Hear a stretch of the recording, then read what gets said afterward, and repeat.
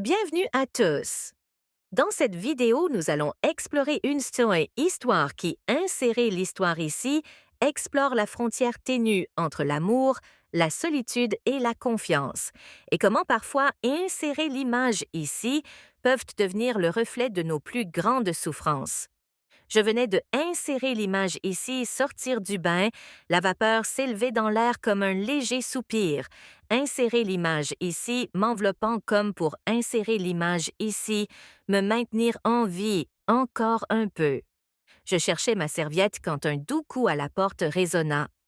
Maman, dit sa voix, basse, calme, peut-être trop insérer l'image ici. Je resserrais ma serviette autour de moi et fronçais légèrement les sourcils. Oui, je peux te parler de quelque chose? Demanda-t-il après une pause. C'est à propos de l'école. Il y avait inséré l'image ici dans sa façon de parler, comme s'il avait répété sa phrase dans sa mentale avant de frapper. J'ouvris la porte, une simple fente, la vapeur se répandant dans le couloir comme un voile, et je le vis debout, un manuel scolaire pressé contre le mur. Il avait grandi, son visage était plus fin, sa mâchoire plus définie, ses yeux cernés par de longues nuits passées plongées dans des planches d'anatomie et des notes médicales. Mon fils était en dernière année de médecine, poursuivant la même profession autour de laquelle j'avais bâti ma vie. En lui, je voyais tout ce que j'avais été, ambitieux, sérieux, déterminé à changer le monde, un patient à la fois. Qu'est-ce qui se passe? Demandai-je doucement.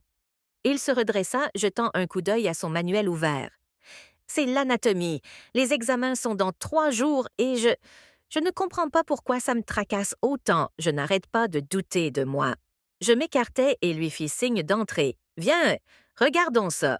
Il était assis au bord de mon lit, tournant une page remplie de schémas complexes, de muscles, de nerfs, de vaisseaux, l'architecture silencieuse du corps humain. Il en désigna un en fronçant les sourcils. Ce n'est pas le contenu, admit-il. C'est juste que chaque fois que j'étudie ça, je me mets à réfléchir à la confiance que les gens nous accordent, à nous, les médecins, en nous confiant les aspects les plus intimes, vulnérables de leur vie. Je n'arrête pas de me demander comment tu fais, maman, comment tu dissocies tes émotions de ton travail. Cette question m'a touchée plus profondément que je ne l'aurais cru. Je me suis assise lentement à côté de lui, gérant fermement la serviette. On ne les dissocie jamais vraiment, dis-je. On apprend juste à les gérer sans se laisser écraser. On reste professionnel, mais on ne s'arrête pas. Il hocha la tête, doucement, le front toujours froncé. Je pensais pouvoir tout gérer, murmura-t-il. Mais ces derniers temps, des derniers temps, la frontière entre l'attention et l'implication excessive semble s'estomper. Mon cœur s'est serré. Il ne parlait plus de médecine. J'ai esquissé un sourire, essayant de préserver la douceur de l'instant. Cette frontière s'estompe pour chacun d'entre nous, à un moment donné. Cela signifie que tu as encore de l'empathie, et ce n'est pas une faiblesse. Mais tu dois apprendre à poser des limites. Il hocha de nouveau la tête, le regard pensif. Je te fais le plus confiance pour ce genre de choses. Tu as toujours su donner un sens aux choses quand je n'y arrivais pas. Ces mots, je te fais le plus confiance, en résonnèrent longtemps après son départ. La porte fermée, je m'assis, fixant la vapeur qui se dissipait dans le néant. J'avais le cœur lourd. La confiance est belle, mais elle peut aussi être dangereuse lorsque deux cœurs solitaires s'appuient trop l'un sur l'autre.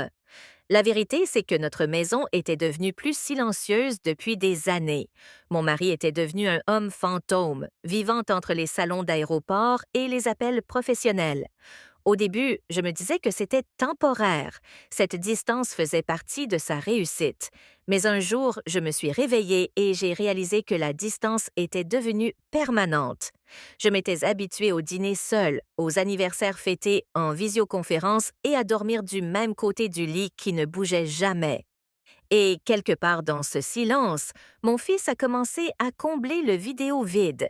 Il m'apportait du café les longues soirées. Il me demandait comment s'était passée ma journée.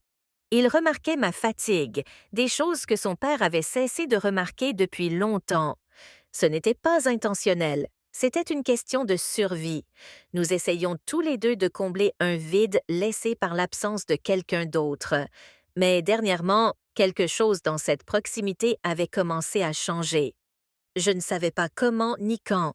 Peut-être était-ce sa façon de parler comme une égale et non comme une enfant. Peut-être était-ce à quel point il me rappelait l'homme qu'était son père. Peut-être était-ce moi, trop fatiguée, trop seule, trop en manque de connexion pour réaliser que j'avais commencé à dépendre de lui émotionnellement plus que je n'aurais dû. Cette semaine-là, plus que d'habitude. Il était distant, poli, mais silencieux, et j'essayais de ne pas y prêter attention.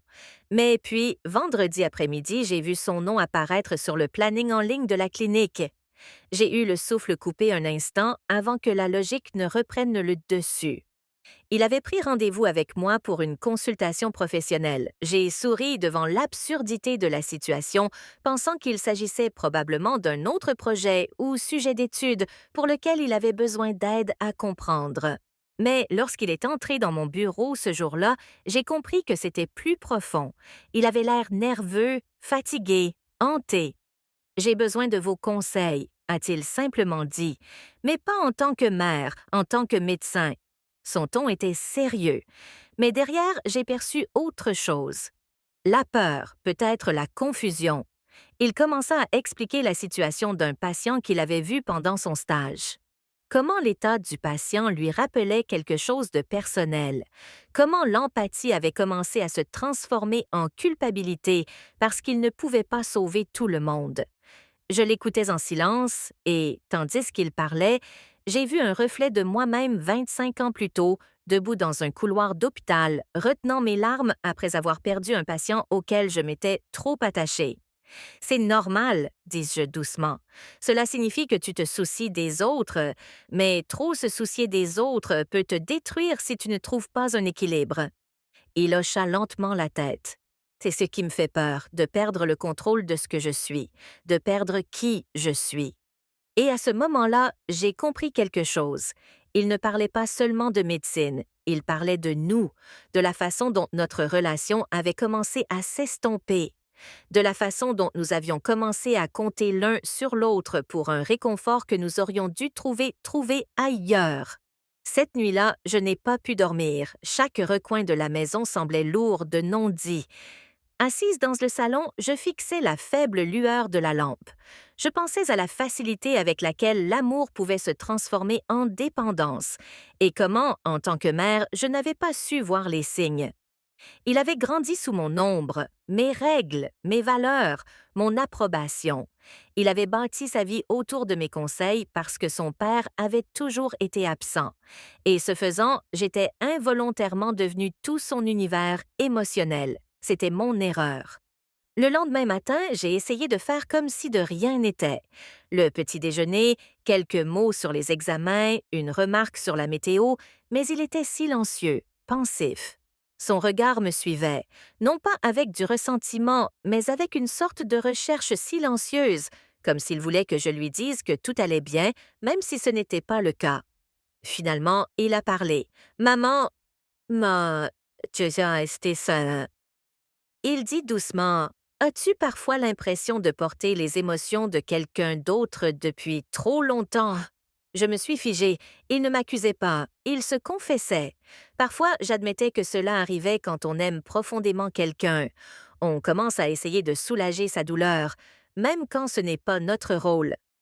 Il esquissa un petit sourire triste. Oui, je crois que c'est ce que j'ai fait avec toi. La sincérité de ses paroles me brisa presque le cœur. Il poursuivit. Quand papa est parti, j'ai essayé d'être là pour toi. Je voulais te faciliter la tâche, mais à un moment donné, je crois que j'ai perdu de vue ce que je devais porter. Les larmes me brûlaient les yeux, mais j'ai forcé une respiration calme. Ce n'est pas ta faute, ai-je murmuré. C'est la mienne. J'aurais dû te protéger. Je me suis appuyée sur toi quand je n'aurais pas dû. Je t'ai fait grandir trop vite. Il baissa les yeux, la mâchoire serrée. Nous avons tous les deux fait ce que nous devions faire pour survivre. Et pour la première fois depuis des années, nous n'avons pas parlé comme une mère et son fils. Nous avons parlé comme deux êtres humains qui essayaient de guérir la solitude de l'autre. Et ce faisant, nous avions brouillé les frontières de ce à quoi l'amour était censé ressembler. Cette conversation a tout changé. Au cours des semaines suivantes, nous avons commencé à reconstruire nos limites. Maladroitement au début, mais sincèrement, nous avons parlé plus ouvertement, mais aussi plus prudemment. Je l'ai encouragé à passer plus de temps avec ses amis, à sortir, à renouer avec sa propre vie en dehors de notre sphère commune. Quant à moi, j'ai commencé une thérapie, chose que j'avais évitée pendant des années parce que les médecins pensent toujours pouvoir se réparer eux-mêmes. J'ai réalisé que je ne pouvais pas être le fondement pour les autres si le mien était fissuré. En thérapie, j'ai appris que la solitude ne vient pas toujours du fait d'être seul. Parfois, elle vient du fait d'être invisible, même pour les personnes qui devraient le plus vous voir. Et quand cela arrive, on commence à accepter l'affection d'où qu'elle vienne, même de ceux qui ne devraient pas avoir à la donner. Mon fils m'avait vu, ma fatigue, ma vulnérabilité, ma force. Et au lieu de ne voir que sa mère, il avait commencé à voir la seule personne qui le comprenait. Ce n'était pas de l'amour mal compris. C'était un amour qui n'avait nulle part où aller. Les mois ont passé, les saisons ont changé. Un soir, je suis rentrée à la maison et j'ai senti l'odeur de nourriture. Il était dans la cuisine, les manches relevées, fredonnant en remuant une casserole. Le dîner? Demandai-je avec un sourire. Il sourit. Ma façon de te remercier pour tout. Nous avons mangé ensemble et pour la première fois. Le silence entre nous n'était pas pesant, il était paisible. Il me parle d'une fille rencontrée en cours, de sa nervosité, de son incertitude quant à l'équilibre à trouver entre ses émotions et sa carrière. Je l'écoutais, souriant, réalisant que c'était cela, la guérison, rendre l'espace émotionnel que j'avais occupé. Une fois le dîner terminé, il me regarda et dit « Tu sais, ma maman, je comprends enfin ce que tu voulais dire à propos des limites, pas des murs, mais des ponts. On peut aimer quelqu'un profondément et savoir quand même où se situe la limite. » J'acquiesçais, le cœur gonflé de fierté et de soulagement. Exactement. Voilà ce qu'est la vraie maturité. Savoir que l'amour n'a pas besoin de vous consumer pour être authentique. Il rit doucement. On a dû l'apprendre tous les deux à la dure. Ce soir-là, après qu'il se soit couché, je me suis assise près de la fenêtre à regarder les lumières de la ville clignoter au loin. Pour la première fois depuis des années, je ne me sentais pas étouffée par le silence. Il était plein, vibrant.